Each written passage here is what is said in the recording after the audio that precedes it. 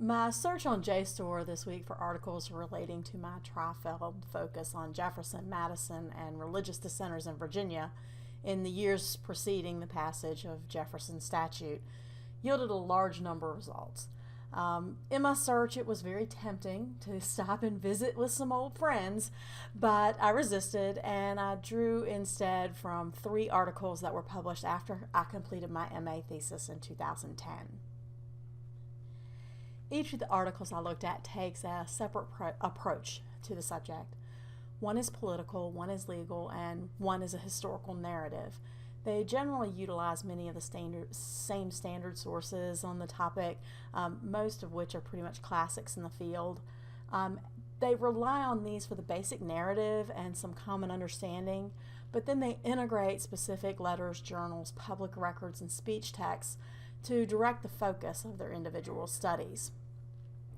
The first is a 2012 article from the American Journal of Political Science written by Jeffrey Sikenga. It's titled "Government Has No Religious Agency, James Madison's Fundamental Principle of Religious Liberty." He argues that Madison's views on religious liberty have a dual focus.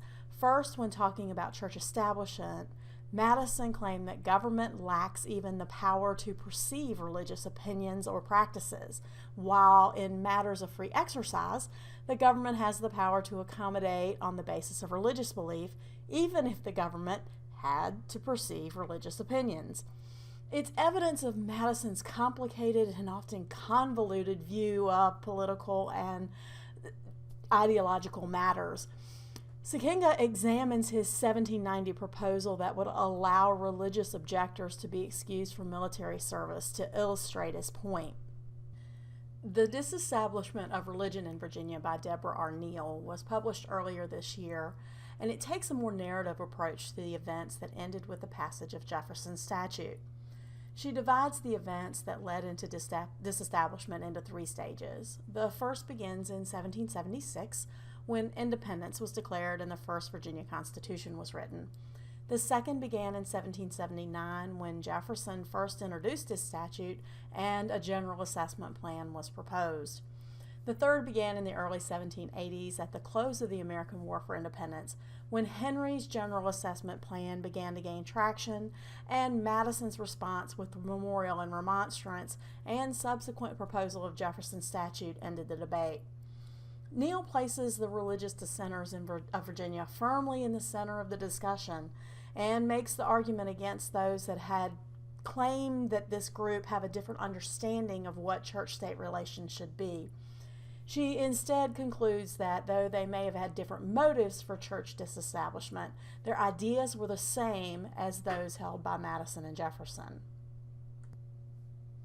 The final article may seem a bit strange, since it conflicts not only with my own understanding of part of this topic, but also seems to fly in the face of the commonly held position as far as scholars are concerned. The title is "Madison's Memorial and Remonstrance, Jefferson's Statute for Religious Liberty, and the Creation of the First Amendment." It's by Mark David Hall. He begins by laying a groundwork and details how widespread the popular belief that you can draw a straight line between the documents produced by Jefferson and Madison and the First Amendment. But he comes to a halt and he says, quote, "To simply assume that because the memorial and Virginia statute came before the First Amendment that they influenced it is to commit any number of historical fallacies, most clearly that of post hoc ergo propter hoc." His opposition to the popular claim is really twofold. He uses letters, journals, documents, and examines the words of some of the key figures in the passage of the first 10 amendments, especially in the First Amendment. And he argues that the views held by Jefferson and Madison were very different than many of the other founders.